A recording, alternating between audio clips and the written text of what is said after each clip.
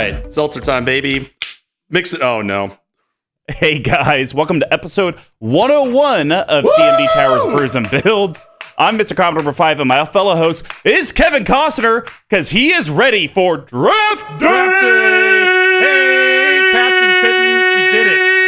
101. We sandbagged you on episode 100 intentionally. You can suck on that. Great bit. Season 3. I can't believe we're here. Now that I also can't believe that you actually committed to the seasons bit, Mr. Combo. I know you were against it from the jump, but I'm telling you, you have to organize. You have to be organized in some way, shape, or form. You have to, or else it's just chaos out there, and it's a nightmare. I don't think the Command Zone does seasons, and they seem to do pretty all right. I got some hot words. I got some hot takes on the Command Zone here in just a little bit. But how are you doing on this balmy Friday afternoon? You all right? Oh my gosh, it is hot. It is humid. Yeah. I'm not a fan of it.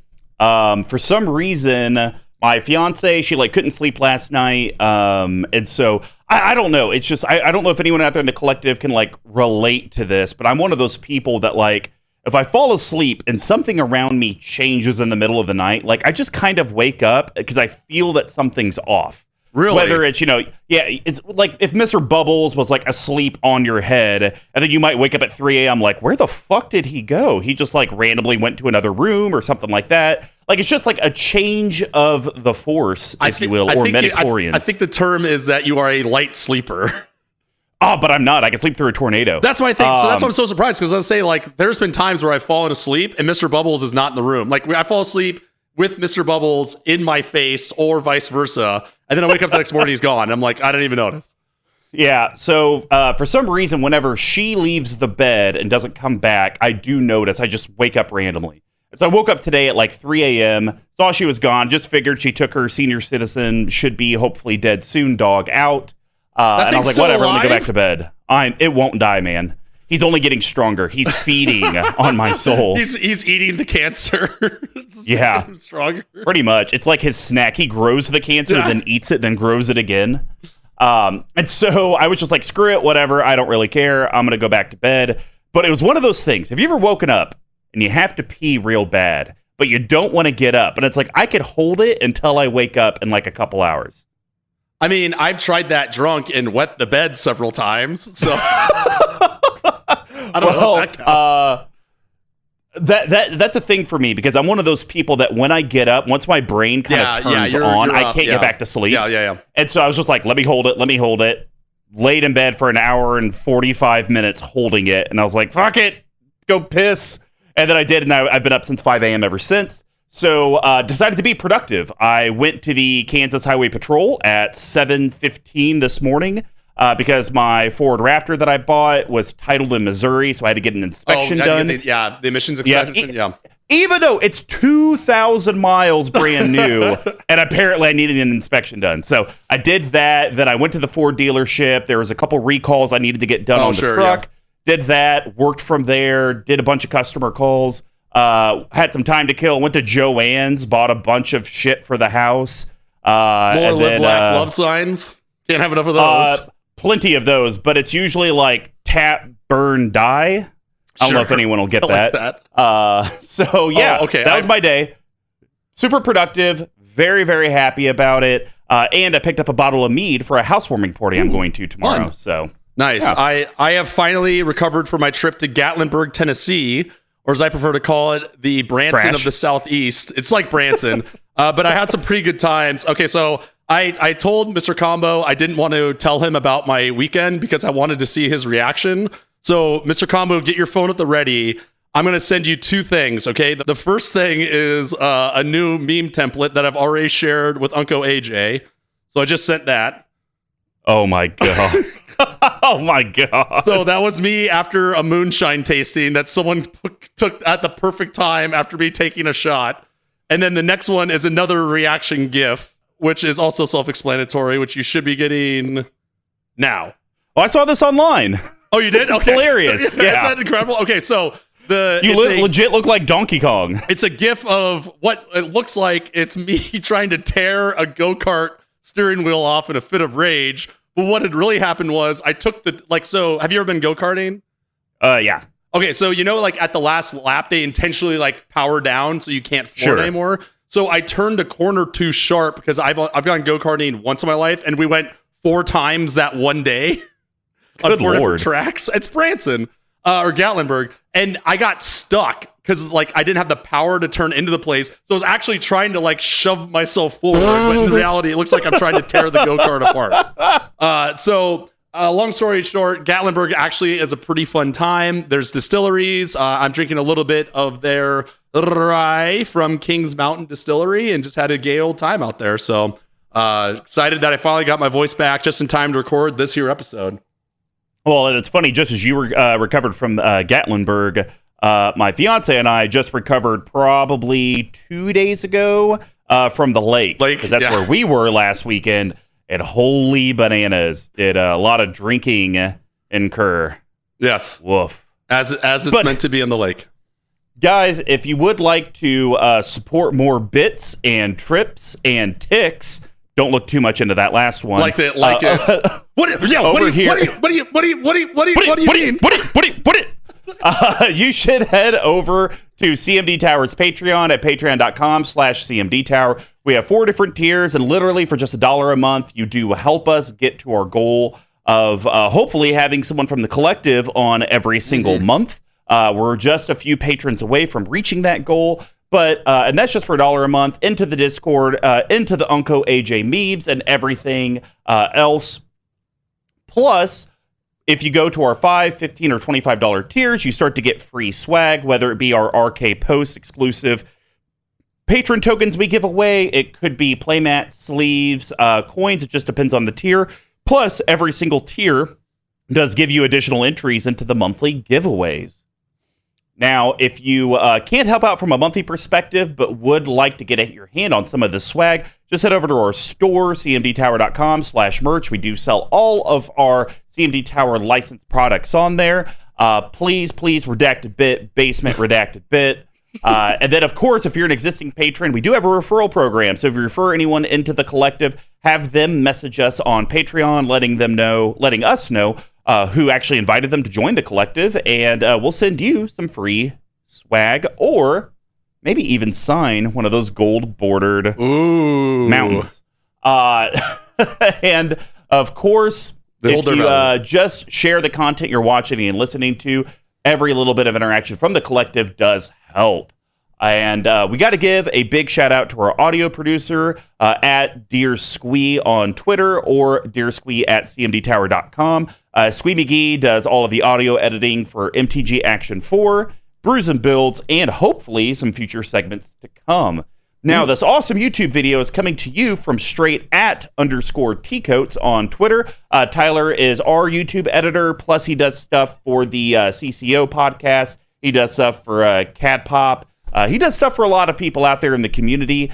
So if you're looking for audio or video editing, our team can definitely help you. So Brews and Builds is our deck tech series. Since we conquered the path to 32 and talked about some exciting themes that EDH can support, we have decided to mix it up for Season 3. Kicking it off, Big Tuck and myself will be doing some fantasy drafting Commander around community-voted legends. Yes, and it is draft day here. The tomes are ringing off the hook. General Manager Tazri has been eating nothing but tums for the last 2 days. Our offensive coordinator, Aranus, the Omnipotent, is out of pocket. Star defensive coach, Rorik Bladewin, is still out at dinner with the command zone. I think they're trying to finally pull him out from underneath us. And special team analyst, Silvos Rogue Elemental, has been at the Guildhall bar for the last week. We can't get a hold of any of them. It's mass hysteria here at CMD Tower headquarters. So the way that this will work for draft day is each of us will do the following. Pre-select 50 non-land cards, flip a coin to see who drafts first, and then go round robin until the deck is complete. And the way the round robin will work is it will be whoever wins the flip goes first, other person goes second, then they get to go again, and then it goes back to whoever went first for the fourth pick. So then that way whoever picks last gets to pick first for the next round. It's a snake draft. It's a snake draft. Okay, so, I like it. But what happens, Tuck, if one of my cards is selected by you? Then the other player or drafter here has to remove it from their draft board. But Big Tuck, what about the lands? We will be giving the total land count recommended and only talking about cards up to the available slots. And I will say that I have embraced technology and I'm doing mine on a spreadsheet. And Mr. Combo is stuck in his old ways and has a literal draft board in front of him. I think you should take a picture and send it out when the episode drops. Maybe. So without further ado, let's get brewing. So our Discord collective patron degenerate community did vote on what legend we would do. They didn't know what they were voting on, and this literally won by a coin toss. It was tied between Averna the Chaos Bloom and Big Tuck. What was your selection that it was tied with? I believe mine was the new cryptocurrency guy, the Lannis cryptozoologist. Yes. So we flipped a coin, and Averna the Chaos Bloom won. So Big Tuck, if you could, read Averna's CMC, creature type, power and toughness, and what the hell she actually does. Absolutely. So Averna the Chaos Bloom is a Teamer commander. Not a favorite color here among the CMD Tower crew. She costs Teamer on the nose. That would be green, You blue, bite your and tongue. red. I love Animar. Okay. Legendary creature, Elemental Shaman. Hermione? No, wait. We can't be introducing new bits this early. As you cascade, you may put a land card from among the exiled cards onto the battlefield tapped. Do this after the last card is exiled, but before deciding whether to cast a non-land card.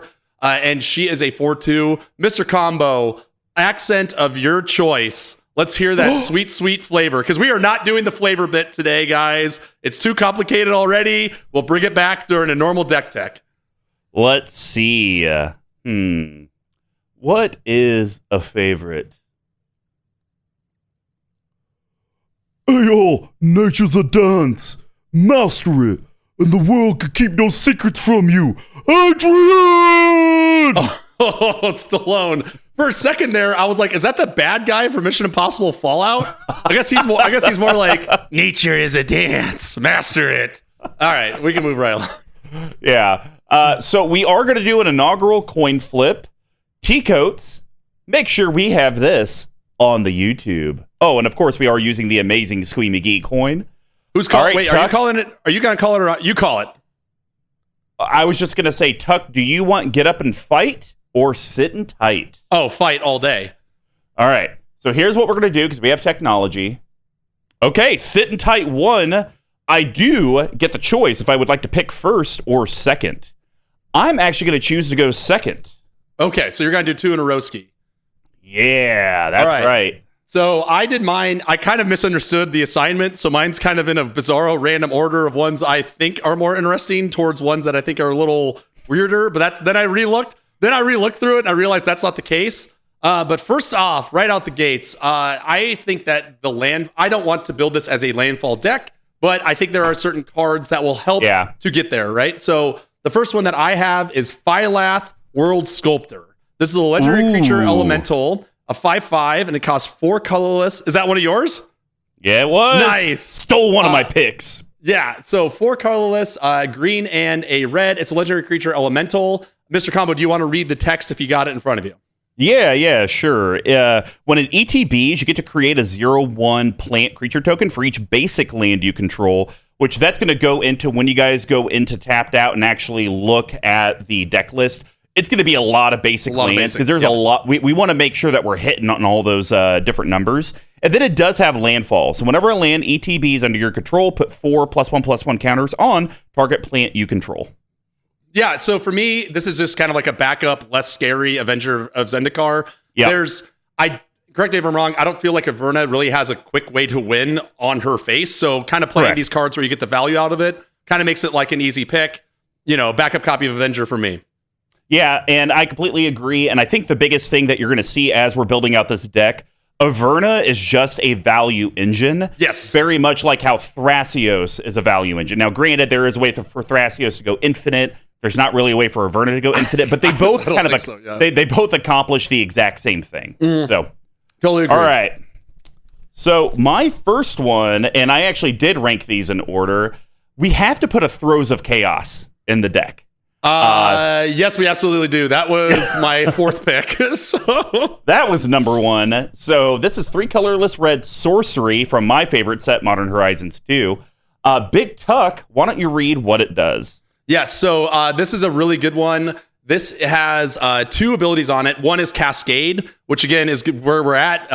And just for the cast, we'll read Cascade for the first time. Yep. When you cast a spell, exile cards from the top of your library until you exile a non-land card that costs less. You may cast it without paying its mana cost, but the exiled cards in the bottom of your library in a random order.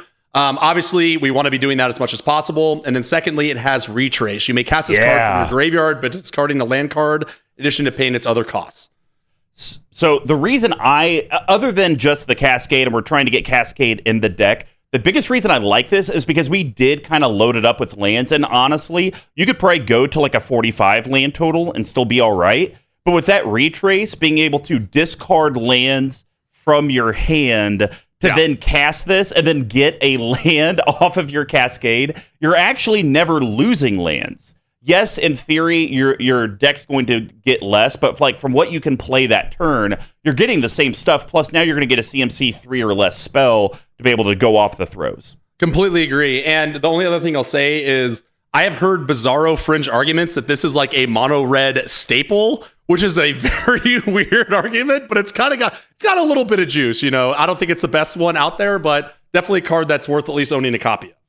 That's fair. All right. Well, I get to pick next. Yes. Picking for the third pick of the whatever draft. I'm going to go Shardless Agent. And this one's pretty straightforward. Yep, it's on the list too.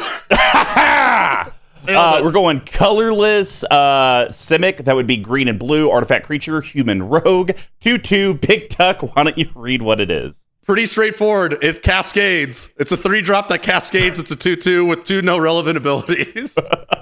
Yep, and literally the only reason I thought it would be good for the deck is this is like a rampant growth with Averna. So yeah, I agree, and I think I am building mine very heavy into the creature theme. So I have a lot of things that when you cast a creature spell, X, Y, and Z happens, and also that's kind of how my finisher goes. So it's a 2/2. It's not much. You chump block a dinosaur, and then that's kind of it, I guess. Yeah. All right, Tuck. You get the 4th and 5th pick in the draft. Okay. These What's two your 4th are. pick? I guarantee you have at least one of these, maybe both. Okay. So first one, this is the problem with cascade decks is you pretty much have like 20 cards that you have to have, and then you got to have some sort of fun.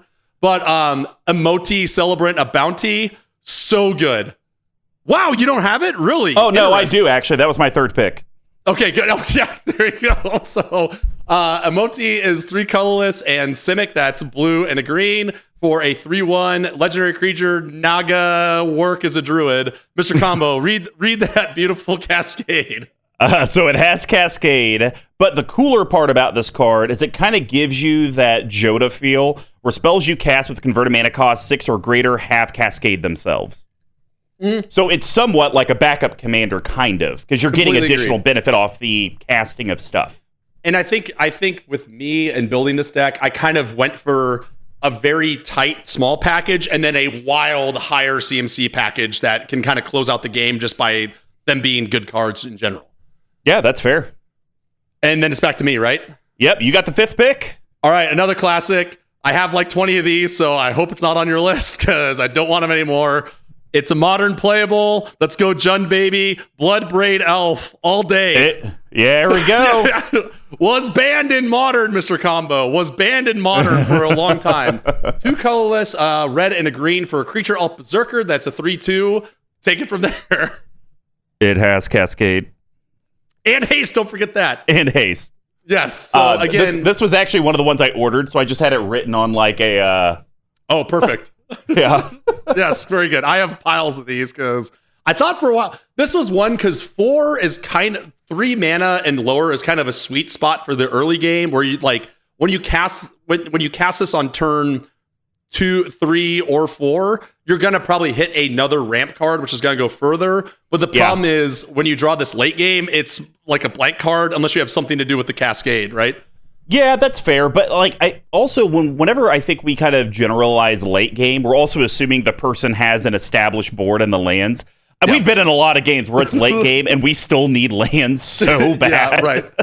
So it might even be something that late game, you've kind of gotten all your low CMC stuff out, but you've had to discard it all because you couldn't play it. So at least this late game, like, get you a land. Oh, yeah, you like filter through 16 cards you can't cast, but you at least get a land out of it. All right. For the 6th pick in the draft, I believe I did that. 1, 2, 3, 4, 5. Yep, 6. We are going with the bestest Phoenix, Aurora Phoenix. Oh, yeah, we are. That's on my list. Oh, my God. So I want to point this out real quick, guys, before I finish reading this. Tuck and I did discuss beforehand. We both picked 50 cards, knowing each of us were going to need 30. And we were like, there's no way we're going to sync up on a ton of cards. We've synced up on everything but like 2. So. Yes, and again, back to the point. There's like you need to put cards with cascade in this deck. So again, it's kind of this is a great first draft because now we're kind of like we're feeling it's like boxing, you know. It's like the first round, you're kind of feeling it out, or a date or a phone call, you know. So, anyways, so 4 colorless red creature Phoenix rare. It's a 5/3. It has flying. It also has cascade. But when you cast a spell with cascade, you return it from your graveyard to your hand. Yes. Yeah. That is so nice, especially if you have to play against some sacrifice player that's always making you sack stuff. Totally. It's like, cool, I'll go ahead and do this, and I'll just get it back and get more value. Agreed. And I think for me, I'm playing one thing that kind of the cascade kind of falls down on is like when you kind of do your cascade stuff, you're like, you do it once and then you're kind of SOL. So I like the idea of being able to bounce creatures and other things back to your hand or from your graveyard to keep that train going. That's fair.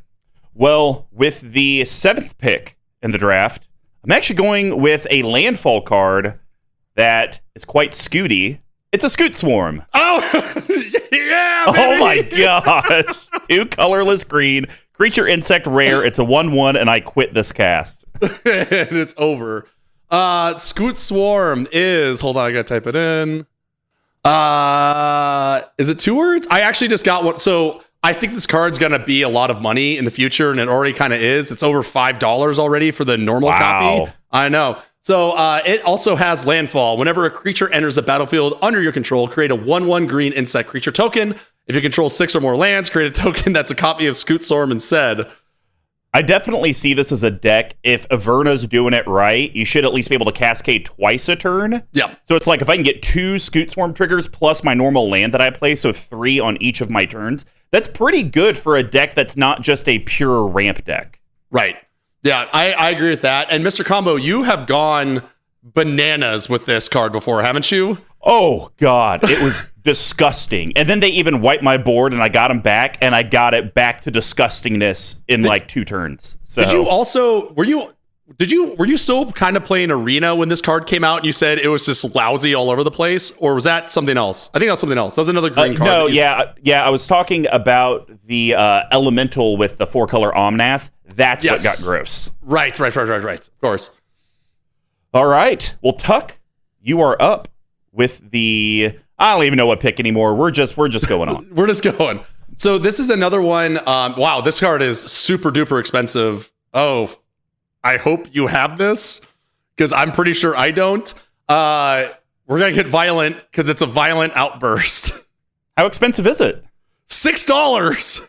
I do have it. Yes! Wait, you're okay. So violent outburst, a colorless and gruel that's green and a red. Why do you have this card? No, I ordered it for this episode. Oh, you did? Okay, nice. And it's an instant. Mr. Combo, go right ahead. Guess what? Creatures you control get +1/+0 until end of turn, and that's all it says. Yeah, it says nothing else. Oh, and then it says Cascade. So, yes, I think that this card is very... I think it's also just kind of a Cascade engine, and a lot of people just play it as that. But I actually think that the way that at least I'm kind of building this deck out is that you will be able to get the... that will kind of matter, right? If you have your plethora of plants or your plethora of creatures, that +1/+0 can kind of matter.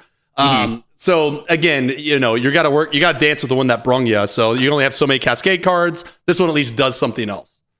Yeah, I agree. And we just talked about Scoot Swarm. I think this deck with a lot of the landfall stuff, you will kind of have a little token army. So the +1 isn't absolutely nothing. But I just think this is a 3 mana instant speed rampant growth. And I think you're fine with that. I mean, you could just run Rampant Growth, but then you could run this as well. And maybe you hit a Mana Rock or, a Shardless Agent or something like that. Or something to keep the Cascade train going, right? Yeah. Yep. All right, pause, Andy. I think we actually do have to keep track of what number we're at because we won't know when to stop at 60. All right, Big Tuck. We did figure out what pick we're at. So in the third round, your last, or beginning, however it works, let's get your 9th pick. Okay, so this is a card that I think pretty much goes in every single Teamer deck. I'm guessing you have it in your Animar. Teamer Ascendancy, pretty solid in my opinion. Okay. So it's Teamer, it's green, blue, red for an enchantment. Creatures you control have haste. Whenever a creature with power 4 or greater enters the battlefield under your control, you may draw a card. So for me, it's just kind of like a haste. It's like a haste enabler, and every once in a while, it'll draw you a card. I think Averna is a 4/2, right? So if you get her out, and then you draw a card. So I'm that's one thing I'm a little worried about this deck is like we're gonna be churning out cards so quick. I think there's a good chance your hand might empty, or you might be stuck with things that are just too expensive to cast, right? Yeah, I couldn't agree more. All right, moving on to me for the 10th pick. I'm actually going to go Omnath, Locus of Rage. Oh, okay. So, I do not have this. Yeah, I wanted some bigger CMC stuff in here so we could get the benefits from some of our other things. So Omnath, Locus of Rage is 3 colorless, red, green, legendary creature, elemental, mythic. It's a 5/5. And it states that whenever a land ETBs under your control, get a 5/5 red-green elemental creature token onto the battlefield. And then whenever Omnath or another elemental you control dies, Omnath will lightning bolt, aka deal 3 damage to target creature or player. And I believe that's errated to any target. Any target, correct, yes. Yep. So once again, I just wanted some landfall stuff in here. And normally Omnath, Locus of Rage is one of those that people steer away from because it is so expensive. But I don't think mana's ever going to be an issue in this deck. So, yeah, and this is a card that will just win you the game on its own unless someone takes care of it, right? And it's like, okay, great. Then I'll just cascade into something bigger. All right. For my 11th pick, I actually have a brand new card for Modern Horizons 2 that is creeping up in price.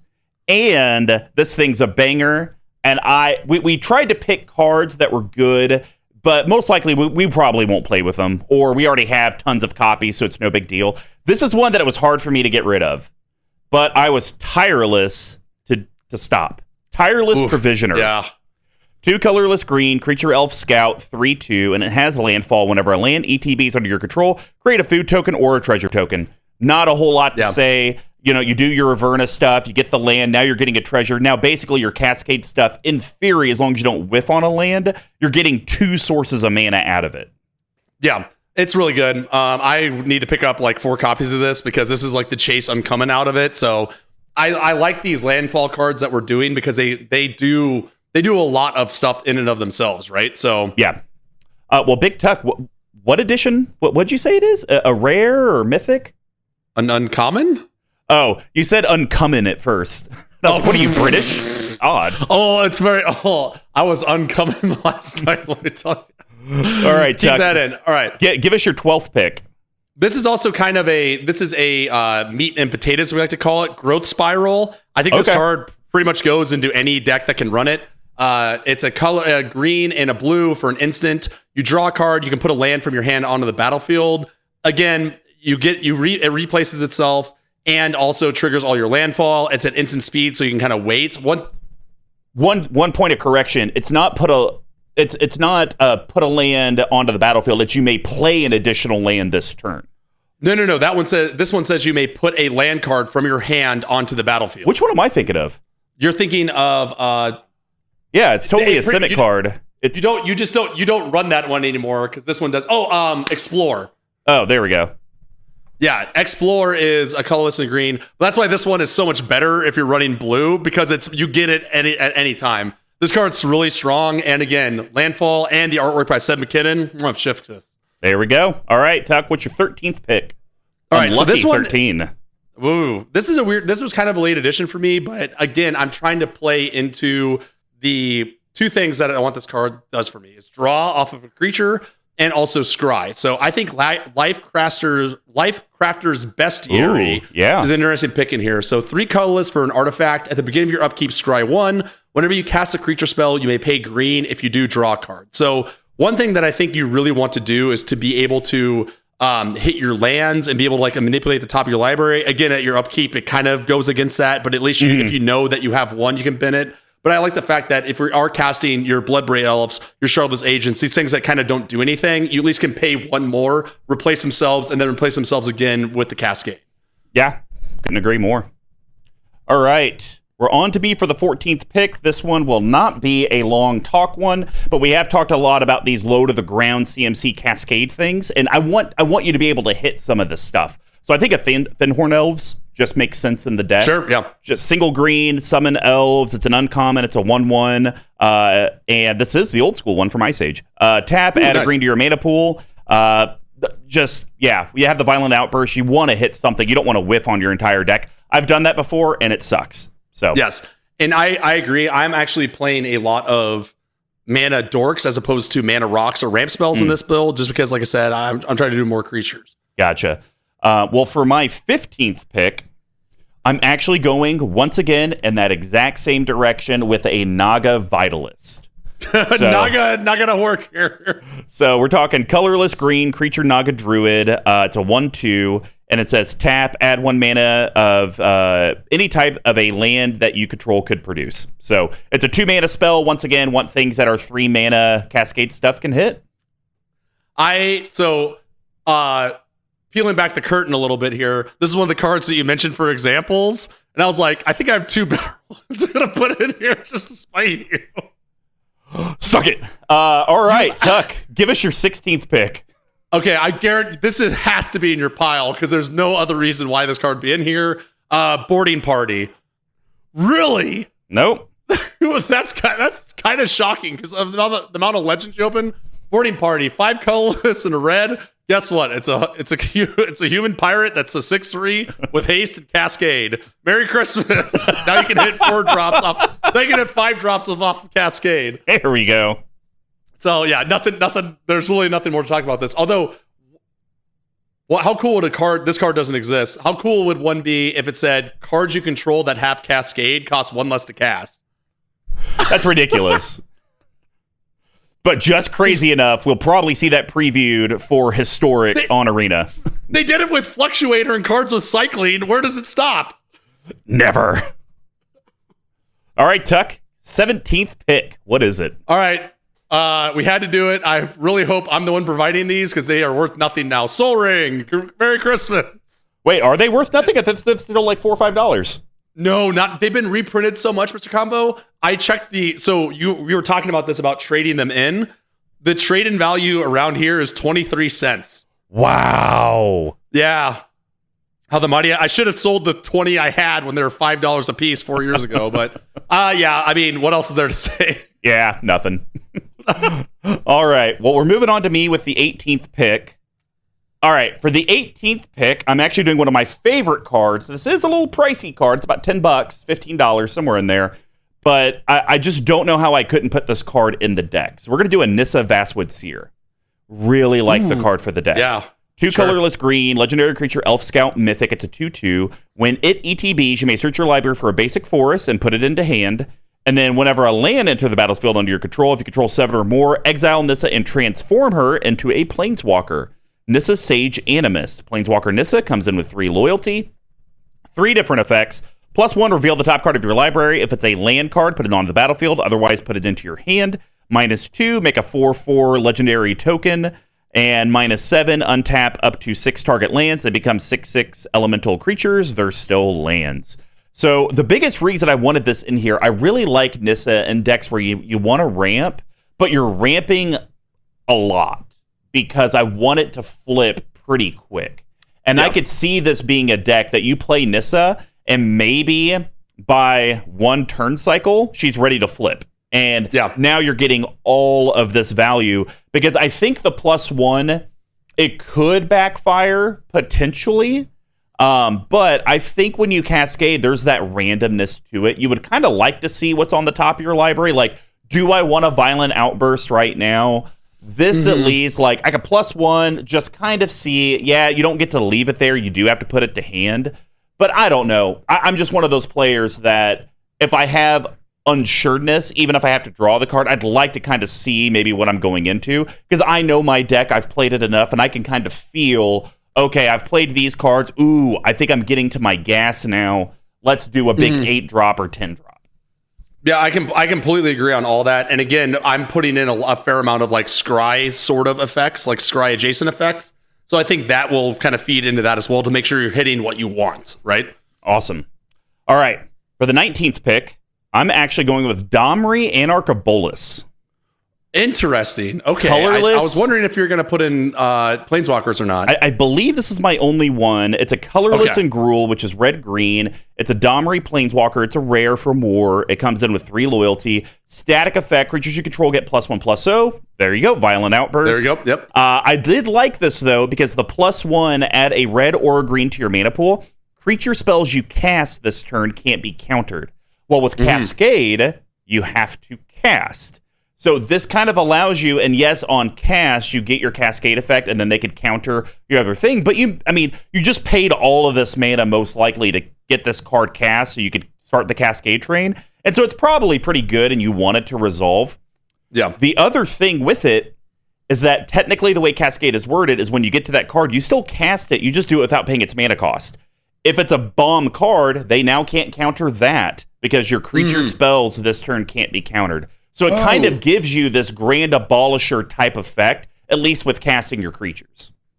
Right, especially if you luck out and somehow cascade into like the Philath or Avenger of Zendikar or something along those lines, like some of these bigger creatures.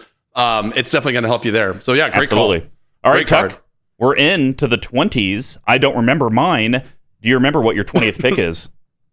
No. I mean, I told you they're all mixed up. I had them organized by our usual grains, hops, and that we don't do that for this particular varietal. This one again is like kind of a stupid one, but it's like so stupid you have to have it in here. Ingenuity Engine. All right. You don't have it? No. Really? I know I have a copy. I have like 5 copies of this.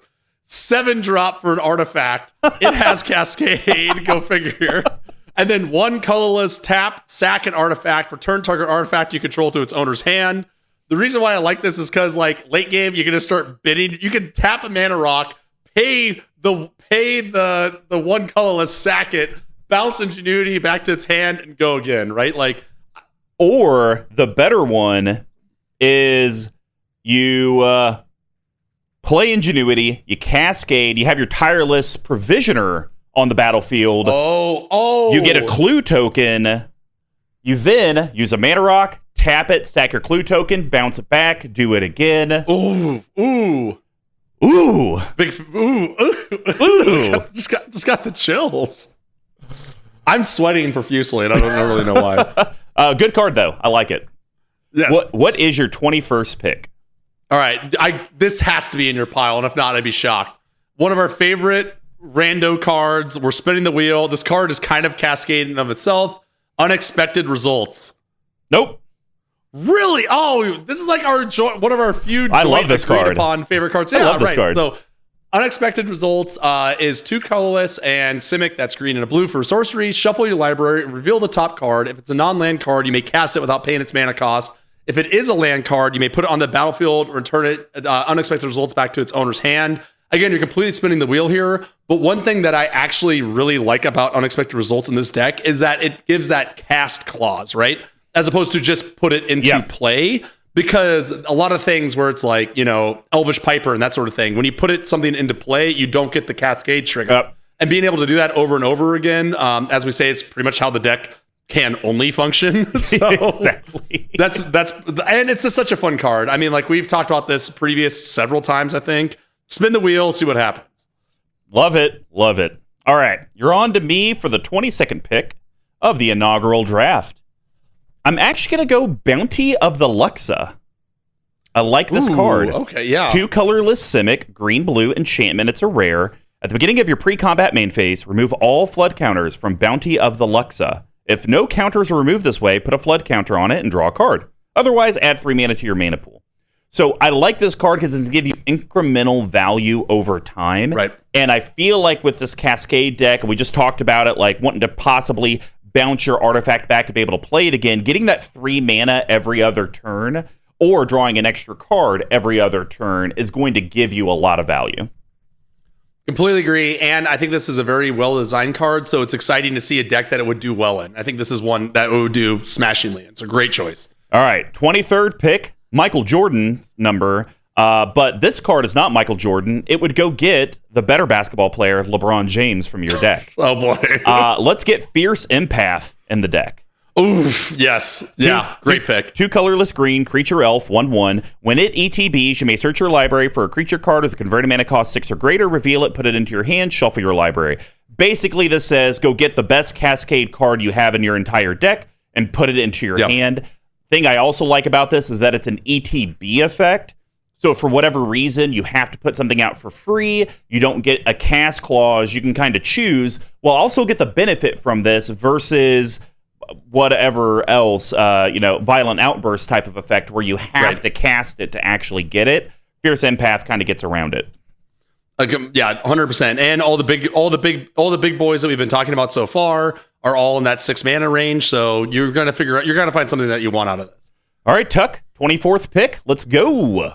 One of the few hops cards we've talked about so far, Forceful Denial. Oh, a 2-cent card. You don't have this either? Nope. I thought we were doing Cascades. So 3 colors, blue for a counter spell. Not a great rate, but you get to cascade into something that's 4 or less. What's not to like? 2 cents. Pretty straightforward. If we're going for me, I was thinking like, okay, just normal counter spell or like negate or God help you a murder varietal.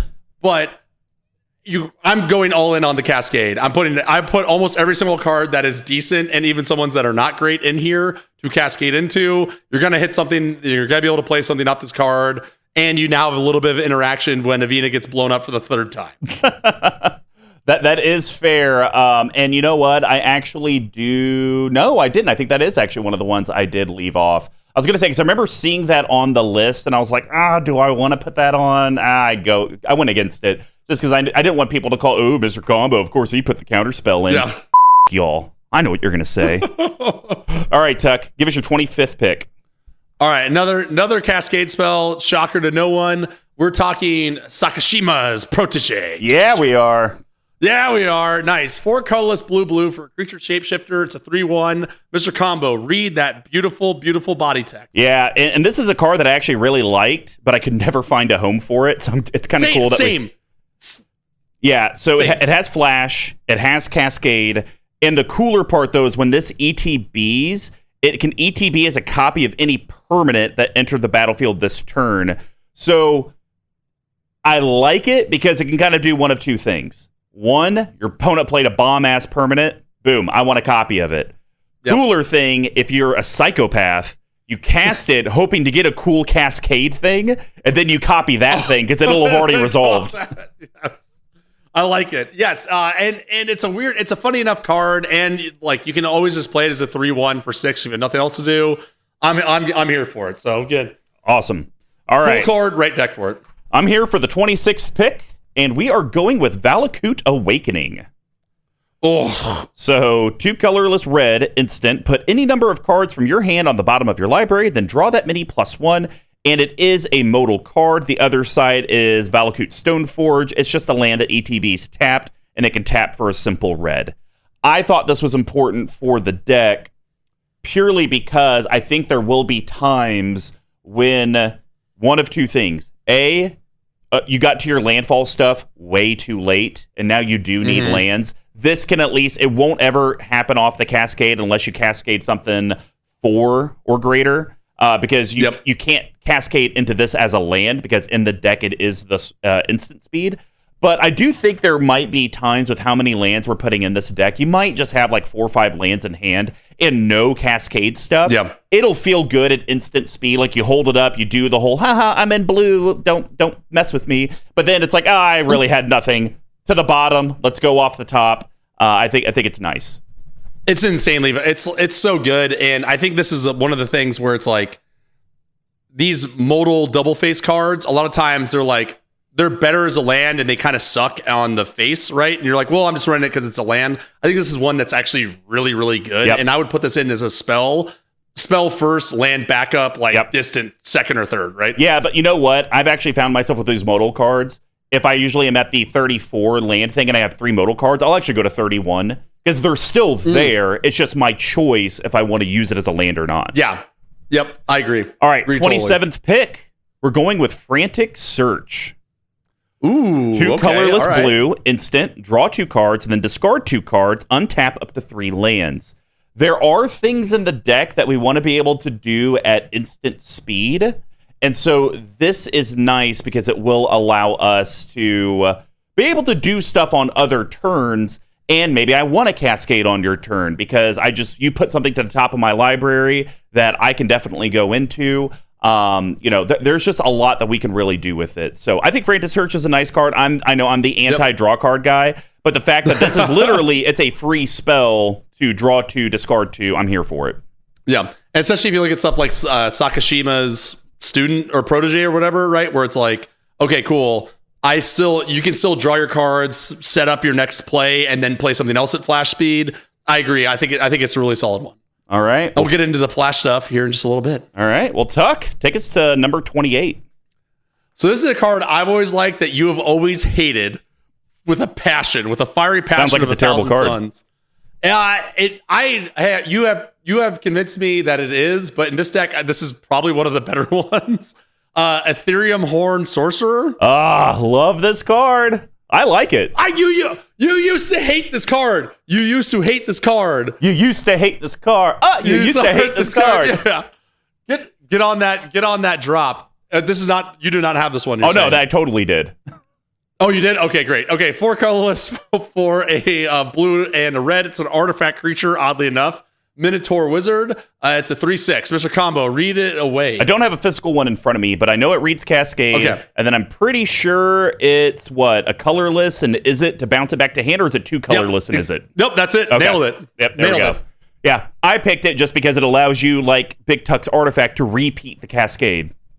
Exactly. Yeah, and it's a 3/6. Good blocker. Kind of overcosted, but we're not really caring about that in this deck. Yep. All right, Tuck, number 29. All right, this was my first inspiration off of your Naga work in this deck. I think this card is underplayed for the price point, and I've always been a big fan of this one. So Paradise Druid, colorless and a green for a creature elf druid. It has hexproof as long as it's untapped, not particularly relevant. Tap, add 1 mana of any color. So for me, playing into the creature theme, right? Yep. I think I have 4 mana rocks in my entire list, and this is one that I think is like, it's not going to be targeted, so the hexproof doesn't really matter. But for me, it's a 2-drop. It's a 2/1. Can add any mana of any color. It's your ramp spell, right? Mm-hmm. And eventually, if you get into your creature spells and your +1s and what's not, maybe it'll swing us for some damage at some point. Makes sense. All right. Well, I'm starting off number 30. We're halfway through the draft. Some great prospects have been picked up. And the next one, I think, is going to be great for those instant speed cards. We're talking about Rashmi, Eternity's Crafter. Yeah, we are. It's on the list. 2 colorless, Simic, legendary creature, elf, druid, mythic, 2/3. Tuck, take it away. When you cast your first spell each turn, reveal a top card of your library. You may cast it without paying its mana cost if it's a spell with lesser mana value. If you don't cast it, put it into your hand. So it's like top of deck Cascade. Yep. And I think the big thing is that just because you have things in the deck that don't specifically say Cascade, if it's, whenever you cast your first spell, whenever you do this, whenever you do that, that's just extra value for what you're already doing. Exactly. Exactly. For number 31, this is pretty cut and dry, but I kind of alluded to it because Rashmi says you can only do the first spell each turn. Well, what if I would like each turn to be all turns with a Leyline of Anticipation? So, yes. 2 colorless, blue. It's an enchantment. It has text that basically says if this is in your opening hand at the start of the game, you may put it onto the battlefield at no cost. And it just basically reads, you may cast non-land cards as though they had flash. It's really good. That's it. That we want to be playing on other people's turns to get the cascade effects. Like, I think that's really important. So yeah, it's very hard pressed for me to not put this into almost every blue deck, right? I mean, it's so much value. Yeah. I mean, and also you can suck it, Jimmy, for Philath and Orrery. I guess it's more Josh, but still, both you guys can suck it.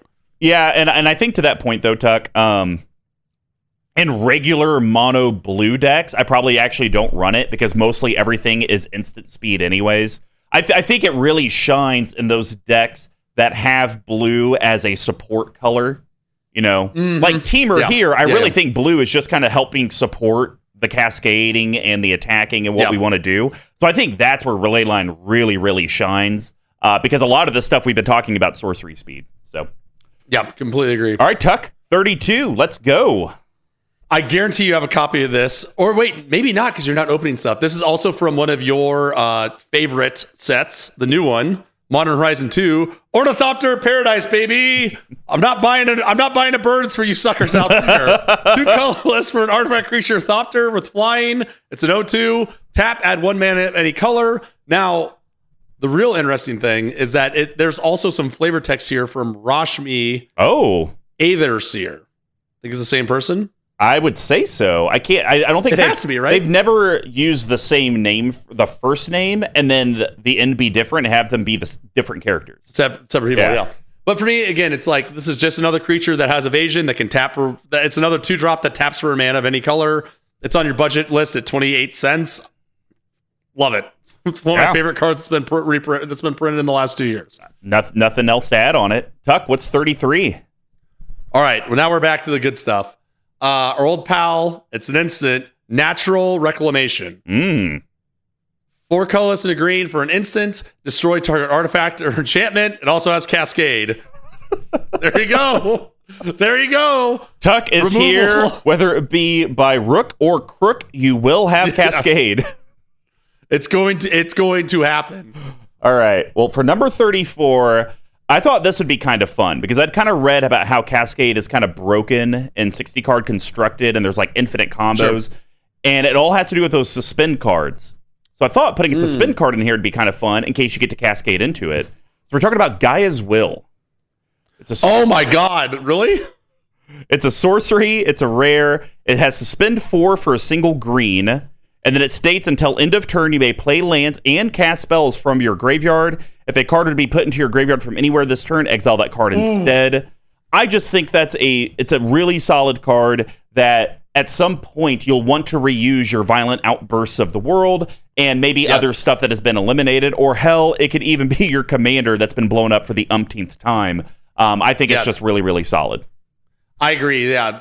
Great pick. I didn't get it too far into these 0 cost ones. I wish I would have done a little bit more looking into that. So, Mr. Combo, I'm glad you're picking up the slack for me. Yeah, absolutely. And you know, the crazy thing with Gaia's Will is I was shocked at how affordable it is. It's like it's like 50-cent card, but it's really, really good. I think it's just that cheap though, probably because of the suspend effect, probably makes it inherently worse than other stuff. I agree, but it's a great inclusion in this deck. You hit it late game, you get to rebuild your board, get those cascade triggers going. I'm here for it big time. All right, so we are on to number 35, and we are talking about Yadarro, the Wandering Monster. 5 colorless, red. It's an 8/8 legendary creature, dinosaur turtle. It has trample and haste. You can cycle it for a colorless and a red. And then when you cycle Yadarro Wandering Monster, shuffle it into your library from your graveyard. If you've cycled a card named Yadarro 4 or more times this game, put it onto the battlefield from your graveyard instead. Do this before you draw. So I think it's pretty clear cut why I put this in here. It's a very... Is this one of your favorite cards that's ever been printed? Sure. But it's a top-end big CMC card with a big power, so it's going to trigger a lot of different things that we have on our board. Yes, yep. It is a cheap cycling card. We want to draw cards. We want to get into our Cascade stuff. And I think this is a card that I actually do believe is a mono-red staple, because you're basically 2-mana draw card. And then if you happen to do it 4 times in a game, you get an 8/8. Like, there is no bad situation with this card, because you can't even counter the cycling unless it's a disallow or a counter active. No, I don't even. Is that an activated ability? I guess because cycling. Oh God, what is that? Is it? It's not. It's not activated because it's from your hand. But you have to pay the mana too. It's not a triggered ability. I don't know. It's an ability, guys. You guys let us know because we clearly don't know what we're talking about. But maybe it is. Maybe it. I thought Yadarro. Right. I think it is an activated ability. Yeah. I thought Yadarro would be a really good fit. Yes, I agree. I think I'm still not sold on the staple aspect of it, but I do like the card quite a bit in here. Let's get going. And then it also goes with a bunch of other stuff in the deck. Yep. Number 36, Tuck, take us away. All right, classic. This is one of the ones that I thought was most interesting with the landfall triggers, and it's got one of your and the Goad's favorite effects on it. We're talking about our old pal, Geode Rager. Okay.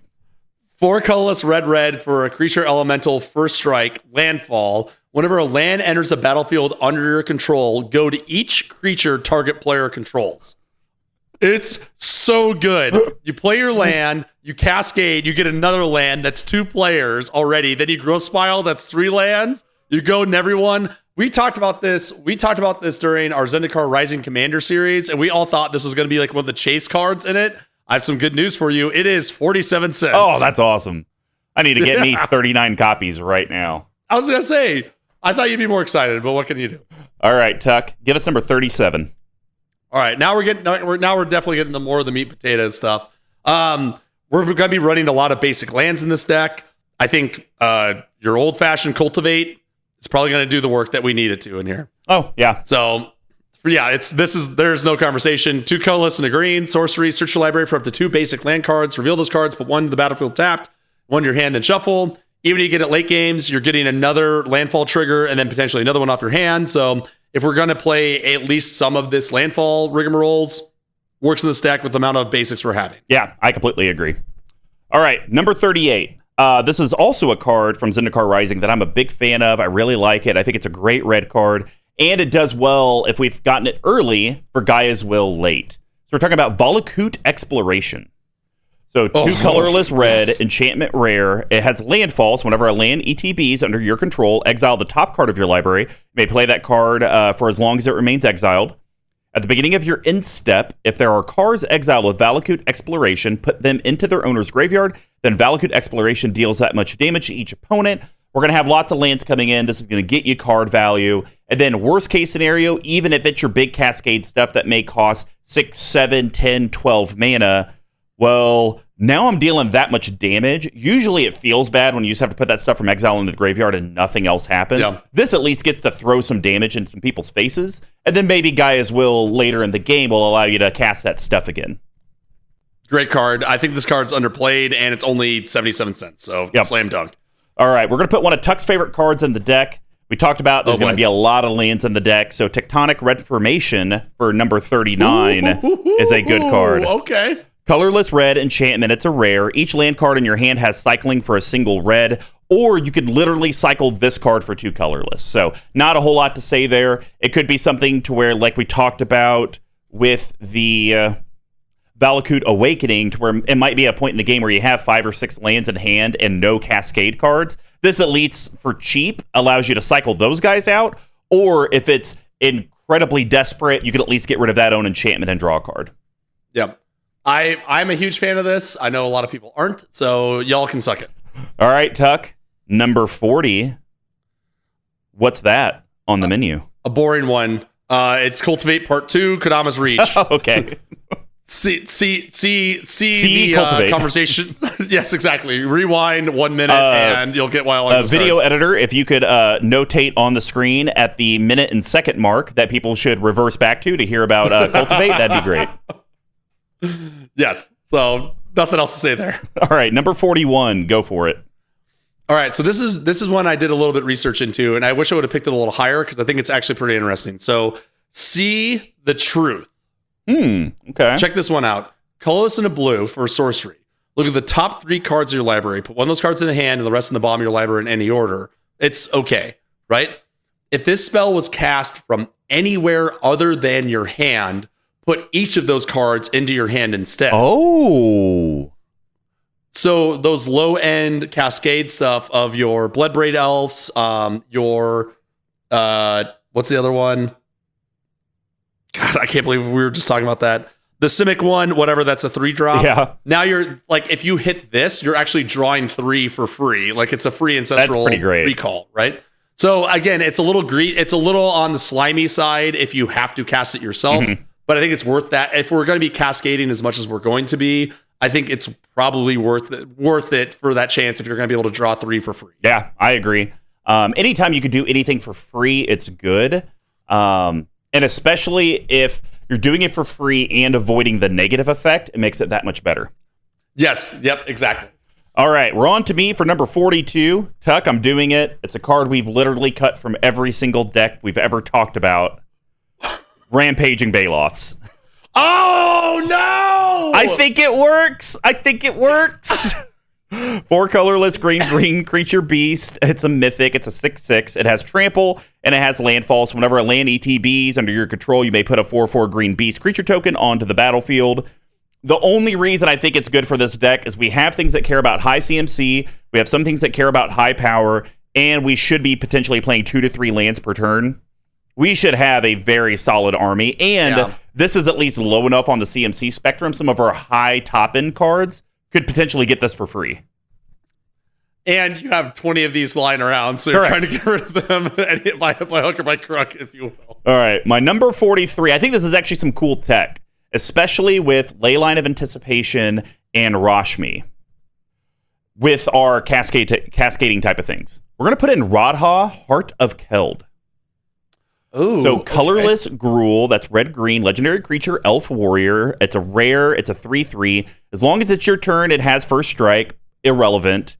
Well, I guess not so much. It does have an activated ability, 4 colorless Gruul. Radha gets +X/+X.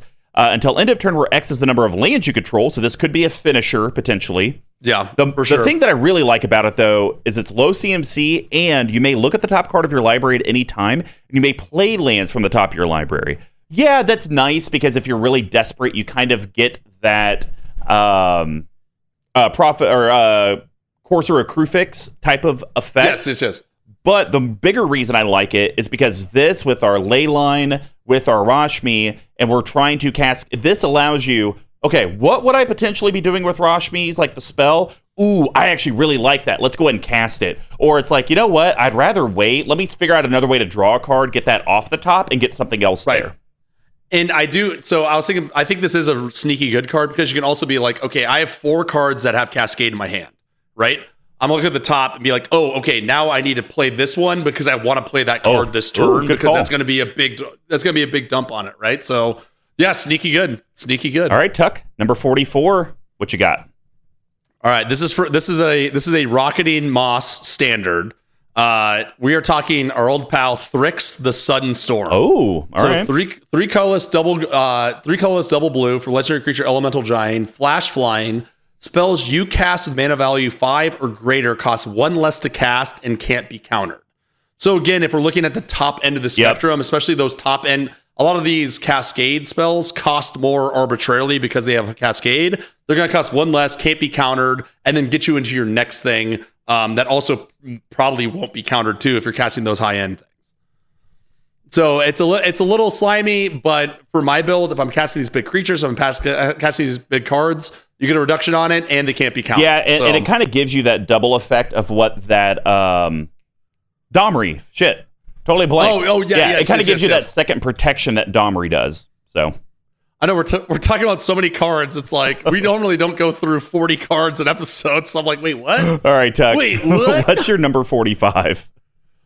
So I wanted the cheapest cost of this effect. And this goes back into something I was talking about earlier about being able to do Cascade over and over again. Crystal Shard. So 3 colorless for an artifact, for 3 colorless and tap it, or for a blue and tap it. Return target creature to its owner's hand unless its controller pays 1. For me, this is just another way to cycle in your Shardless Agents, your Bloodbait Elves, late game, early game, whatever. Yep. Keep that Cascade train going. Protect Averna against a Swords to Plowshares or a board wipe as well if you have nothing else to do. Because again, even though she costs 3, in reality she probably costs 6? Yeah, because people are going to get onto it. So for $1.45, this was the cheapest one I could go with. Yeah, no, I like that. Isn't it? I'm surprised it's not more, because I remember that card skyrocketed when it got featured on game nights with the Uro deck. Yeah. It did. I think it got a mystery booster reprint and then just got a time spiral remastered reprint. Okay. So I think that kind of I think you're right. This used to be like $5 or $6. All right, moving on to number 46. I think Tuck will appreciate this tech a little bit. It's a card that I love, could literally never find a home for. Don't even know if it really works in here, but I like it enough to put it in. I'm doing it anyway. We're going to do Song of Creation. Colorless Teamer, green, blue, red. It's an enchantment. It's a rare. You may play an additional land on each of your turns, whatever. At the beginning of your end step, discard your hand. Ugh, that seems bad. But here's why I like don't it. like that. Whenever you cast a spell, draw 2 cards. So every time you cascade, you actually draw 4 cards. Oh my god. Yeah. Okay. All right. You like that a little bit? I like that a lot. That and the Bounty of the Luxor or whatever that card is. I like them. I like them both. Like they're both cards that you really want to like. And when you read them the first time, you're like, this is gas. Yeah. And then you reread them a 4th time and you're like, are these playable? And I think you glossing over the additional land is a disservice because again, like we are playing this sub land field. Yeah. So that actually is like important enough. If you have 5 lands in hand, you're like, I don't care. Yeah, that's true. Here's 2, right? Yeah, that is true. Yeah, my biggest thing was just like I would like this deck to be able to flow in a way that I can cascade at least twice a turn. And if that means I'm drawing 8 cards plus the one for the starter, I'm drawing 9 cards a turn. I should be able to deal with whatever I want whenever I want. Now, granted, you may want to put some sort of sub-theme in the deck to where you can, like, end the turn when you want, like a Sundial of the Infinite type thing, so that way you don't lose your hand, because this is in-step, not cleanup. That could be, like, a cool way, but once again, we have the Gaia's Will in here, so if you do discard some gas, you could do what I do, and I talked about it on MTG Action 4 News probably about a month ago, where it's like, oh no, I discarded this Atali Primal Storm, and then I reanimate it next turn. Yeah, exactly. All right. Moving on to number 47, and I'm actually going a little out of order now that we're getting towards the end. I like this card a lot. Everyone said this is big and stupid, and why did Wizards print this? But I think Apex Devastator is so good. 8 colorless green, it's incredible. Creature, Chimera, Hydra, Mythic, 10/10. Yes. Hey, Tuck, just go ahead. And I know this isn't your card, but why don't you read what its ability is? It actually is my card. This was like, it was just expensive. I was like, I had one laying around. Here we are. In similar scope to how many runners my car has, there are 4. Oh my god, cascades here. That is filthy. Cascade.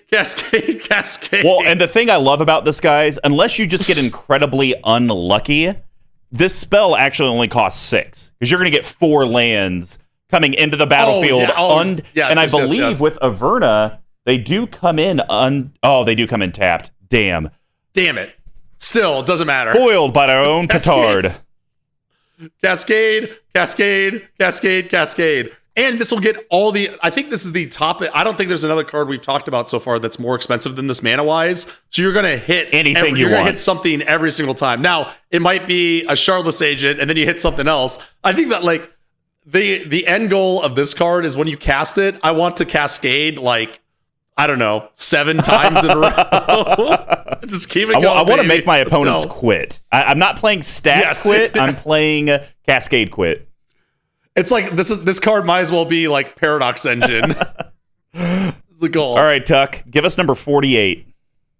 All right, so this is a card that this can run right into Meteoric Mace. 4 colorless, double red.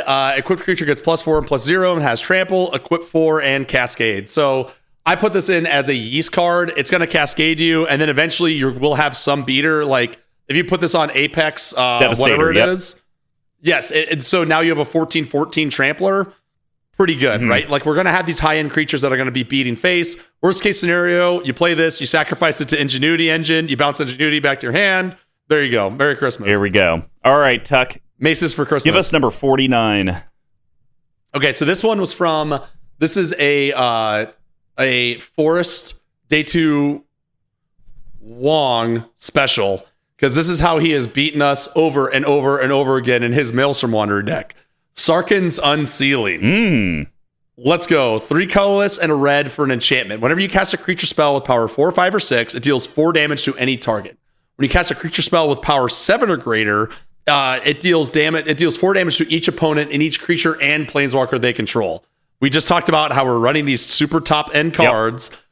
You're going to get hits on here. You're going to be blasting people into the face. any target. 4 damage is nothing to sneeze at any target. Face, planeswalker, commander, anything there, you're going to be able to get this triggered many times in a row. Yeah, I'm very familiar with the card, considering this guy I run in my Joda deck, and I think I've won the game off of that. So, there's no question. All right. Well, Tuck, that wraps up you. Now we're on to me for number 50. Yes, like 50 Cent, the one and the same. 50. So, talking 50. This is a card that I run in my Karametra deck. I absolutely love it. And it really cares about how many lands you have on the battlefield. And it can win you the game. No, you are not putting this in. We're talking about... Wait, can I guess? Sure. Beast of Burden? No. That doesn't care about lands. That cares about creatures. Oh, right. We're talking about Malamo Morrow Sorcerer. Oh, yes. 4 colorless, green, legendary creature, elemental rare. It has trample, and its power and toughness are each equal to the number of lands you control. Seems pretty good. Seems pretty good. She's a beater. Yeah, because, I mean, I would say this deck has a similar feel to my Karametra deck, where you cast things, you're getting more lands, you're putting them out. And I don't think I've ever had this guy less than like a 9/9, which a 9/9 for 7 with trample is slightly above curve, just like barely. But I think with this deck, we just talked about a card that this could cascade into. And just think of seeing this guy just grow off of you just doing normal deck stuff. It feels really nice. Sure, I agree. I'm here for it. All right, guys. Well, we're on to the final 10 picks. This will not go in round robin snake formation. What other animal you want to call it? This is just going to start off with Tuck, then go me, and we're just going to go back and forth. So, Tuck, number 51. What do you got? 51. I got our old pal. He's a big boy. He's a dinosaur. And it's a Tully Primal Storm. Yeah. Yeah. Attaboy. I mean, how can you not have this in the deck? Yeah, it's silliness not to. So, Tully Primal Storm is a legendary creature Elder Dinosaur. It's a 6/6 with 4 colorless and double red. For legendary creature Elder Dinosaur, Mr. Combo, read off that beautiful text. Whenever a Tully attacks, exile the top card of each player's library. Then you may cast any number of non-land cards exiled this way without paying their mana costs, a.k.a. pray that you get a cascade card on top, so then you get to just do disgusting, degenerate things. Love it. Yep. All day. Can't argue with that. All right. Going to me for number 52. Well, I think this guy's going to pair up pretty nice with Atali, because like the biggest issue with Atali, he has no evasion, and he doesn't even have haste. So you just got to hope he sticks. Yeah. I love you, but I don't actually like you enough to put you in decks. So we're going to put in good old Maelstrom Wanderer. So, wow! 5 colorless teamer, and it's even the Commander Arsenal foil. Legendary creature, elemental mythic. It's a 7/5. Creatures you control have haste, cascade. Cascade. That is like a must-have in here. Mm-hmm. So I'm very proud of you. You don't have a use for it anymore? I already have like 2 or 3 of them floating in decks. So. Oh, yeah. You do? Okay. Oh, yeah, because like this is probably in Joda. It's not actually in Joda. I have it in Animar. I have it in. I can't remember. There's one other deck that I have it in, and then I think I have another copy. There's at one point where I was just buying Maelstrom Wanderers, and it's just like I don't actually run enough decks to have this in. So yeah. Yeah. All right, Tuck. 53. Go ahead. Pretty easy. Farseek. Pass. Oh my god. See what Tuck is doing. He's now picking all the cheap stuff because we're at the end, and he's going to make me give you guys all the expensive cards. No, Farseek is not cheap for what it is. It's $2 what? Still. That's a lot for a ramp card, man. For a wrap. It's good. I just said a wrap card. It's a lot for a wrap card. All right. So next card we're going to add, we've talked about it multiple times throughout the episode, Avenger of Zendikar. 5 colorless, green. That was on my list at some point. Creature elemental mythic. It's a 5/5. Tuck, read off what it does. Let me pull it up here. What? You don't know this off memory? I should. I don't know. I'm tired. Leave me alone. Actually, I'm not tired. I feel great. So 5 colorless, green for a creature elemental. When it enters the battlefield, create a 0/1 green plant creature token for each land you control. Landfall. Whenever a land enters the battlefield under your control, you may put a 1/1 counter on each plant, which plays into our first card we talked about, Philath. Absolutely. Creature you control, and it's a 5/5. And the best part is our old pal, can't forget him, from Action 4 earlier in the week, our old pal Zoltan Boros had his hands in the artwork of this. And it's a really good card. I mean, like, this is such a good ubiquitous finisher that you can pretty much put it into any green deck that runs ramp. But especially in this one where late game, I think that some people will look at Averna as a card that you kind of play early and then you're done with it.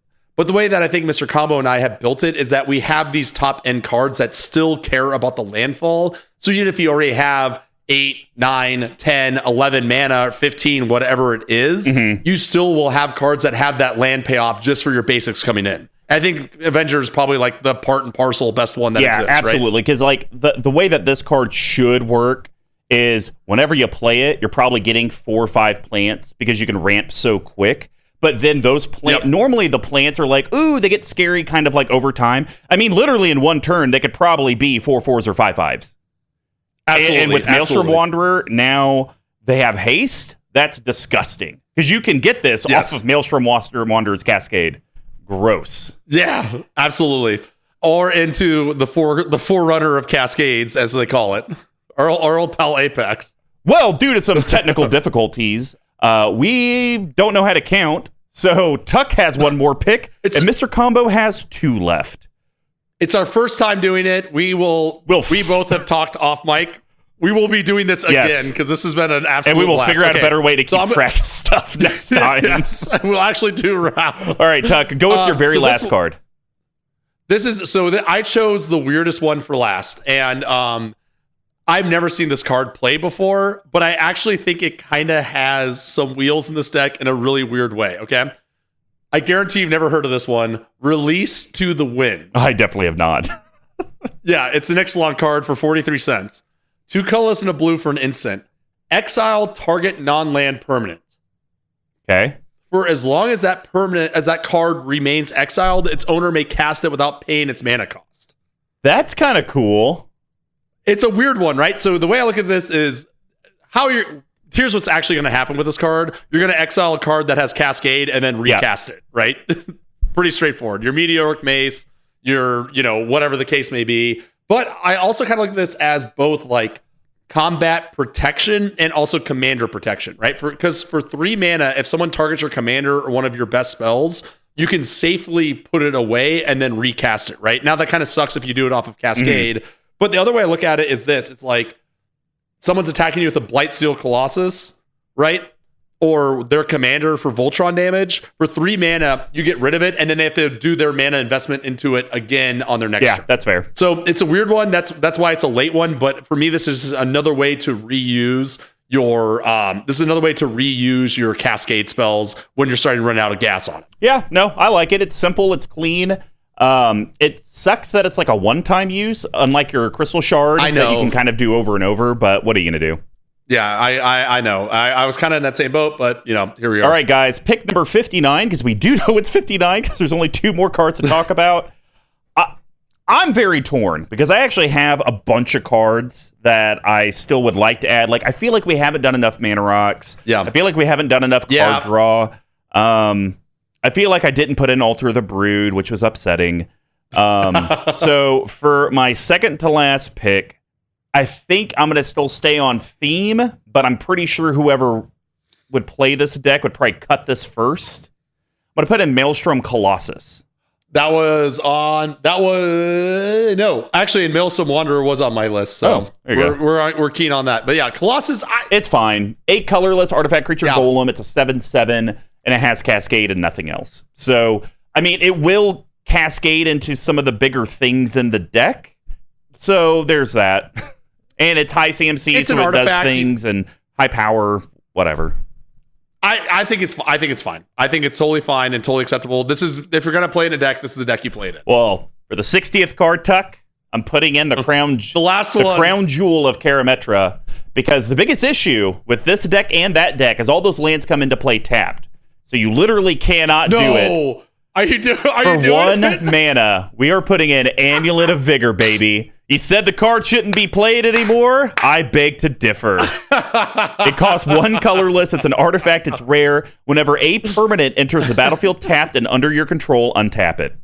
I mean, I will tell you guys, when I have Amulet of Vigor on the battlefield and I'm doing my Karametra things, which I would think this deck's definitely doing Averna things, with Amulet of Vigor there and those lands coming in untapped, I'm now just getting more gas to just keep it going. Yeah, this used to be your Altar of the Brood, and as much as it pains me to admit it, Altar of the Brood is a much better choice. It's a much better hill to die on. But again, like, you want to keep these turns going. This is like a bizarro, almost like a very strange, bizarre version of like a Storm deck, kind of, a little bit. Where you want like you want your turns to be like 5 spells, or else you're not doing it right. So sure. I mean, there's not much else to say here. It works. It actually works, and that's like the most shocking part of the whole thing. Yeah, absolutely. Well, guys, we're at the end of the episode, and we didn't promise at the beginning because we wanted to keep it a surprise, but we wanted to give you some details about the giveaway for August. We're actually giving away this deck. Literally the one that we built. We're giving this away. So this should be probably one of the more exciting giveaways we've ever done. Granted, I know Duff was very pumped to win the Modern Horizons one because he's a degenerate 60-card player, but nothing new there. Facts. We will announce the winner on MTG Action 4 News September 1st and our social media account soon after. And the way that you enter is just share the content we're watching, become a patron to get additional entries, retweet, subscribe, do all the things to promote our content. And we definitely could be doing a new giveaway every month. It just kind of depends on what the cast or potential future sponsors can do. We would love a 5-star review and a follow on whatever platform you're watching or listening to us on. And if you would like to get a hold of us, here's how you could do that. You can reach me at Mr. Comma number 5 on Twitter, all spelled out except for the 5. Big Tuck, where could they reach you? I have really shit the bed. I didn't post to Twitter once this week. You didn't wish anyone happy birthday? I didn't wish a single person's happy birthday, and that makes me very sad. So are you going to tell people where to find you? Makes me very, very sad. Oh, yeah, it's at Big Tuck Tweeting on Twitter. Jesus. You could go get a hold of our main account at CMD Tower on Twitter as well. We will have this deck list posted, so if you guys are curious to look at it, or the article, don't really know how we're going to do that yet. I'm sure Big Tuck will get creative and figure it out. But you can head... by creative, you mean post a link to... No, he'll figure it out. You can find that at cmdtower.com/BNBE101. Basically, all you have to type in is Cathartic Reunion, Meteoric Mace, Dig Through Time, Tower.com. Screamy Gee, if people want to find and get a hold of your Manolith commentary, how would they do that? He can do everything you need from an audio perspective. It does have a full studio if you are ever in the Kansas City metro area. But the cool thing is he does work with you remote. You just got to hit him up. He's worked with fellow patrons and members of the collective, and I'm sure he would love to work with you. If you would like to support us, you should head over to our Patreon, patreon.com/CMDTower. We have all the different tiers, including getting entries to win this freaking deck, all the way up to getting a playmat, sleeves, coin, reminder token, monarch token, RK post tokens. Good God, what else have I forgotten? I would have to say that we probably have the fullest patron reward system out there. But if you can't become a monthly contributing member, but you would like to pick up some of the sweet swag that you may see on Mr. Bever's Twitch channel, MTG Lexicon, Game Nights, just kidding, they're scared of us. You can head over to our store, cmdtower.com/merch. You can purchase everything that we sell on there, all of our CMD Tower branded merch. And of course, for our existing patrons, we do have a referral program. Anyone that you refer to join the collective, whether it's $1 up to $25, have them message us on Patreon, and we'll send you some free swag or maybe some collabing. So Big Tuck. We didn't reveal the name of the deck in the beginning. I don't know why, but Averna, the Chaos Draft. I had a great time. This was a lot of fun. I had a great time. We've been doing this now for almost... 2 full years? Is that what it boils down to? And I think this has been the most... I still feel like it's true to the theme, and especially for me, how I broke it down. I still broke it down like yeast, grain, hops, and whatnot. So that still kind of put me in that. But I do like this idea of like, this feels fresh. It feels fun. You know, I think like we both kind of approach this both similar, but also kind of wildly different, right? And I do, you know, I think this kicks off season 3 with a bang. I think this is going to be something that I hopefully will do each month, because this was like a really exciting thing. Granted, hopefully it'll be a little smoother, be a little easier to listen to and to track. But no, this was really fun. This was a really, really fun exercise. I had a lot of fun, and I'll be honest, guys. So we were supposed to do this episode last week for a Brews and Builds, but we kind of wanted to get caught up, and someone accidentally hid my binders with all my cards at our 4th of July party. So what ended up happening, Tuck, is the Godfather had gifted me that like robe Big Lebowski thing. So someone had tossed it over the cards, and it literally just looked like a pile of like the jacket sitting there on the chair. So I didn't even lift it to look. And then when I did, they were just sitting right there. So, but no, I was, so initially when I started this, I was like, God, how the hell am I going to do this? I even texted Tuck. I was like, I'm kind of glad we have an extra week, because I'm kind of struggling on this. And so I think this went really well, and I think this actually prepared me better for the next time we do this. Now, not every time we're going to be giving the deck away, but it allows, you know, from the researching and like what's interactive and what's cool. Because I think both of us, like your whole like, hey, I'd like to reuse these Cascade guys as much as I can. And then I'm over here like, hey, I want to get like extra draw triggers, even though I may have to discard my hand in a turn. Yeah. We found some unique things that I think others probably haven't even seen. So hopefully you guys enjoyed this. If you're a part of the collective, let us know in the Brews and Builds Discord channel. If you're not a part of the collective, you should join for $1. But you can also tweet at us, let us know on YouTube, Podbean, Apple Podcasts, leave comments, because if you guys enjoy this, we'd like to maybe do this, you know, every month. We're not really sure. Season 3, I'm definitely approaching very much like how any of our community fans out there, Abed, would do. No? Not a community fan? I don't watch it. I don't watch TV. How many more times do I have to tell you? Oh, that's right. He only watches the little box that can hold in his hand. Well, that's all we have for today. I'm going to cascade into the background.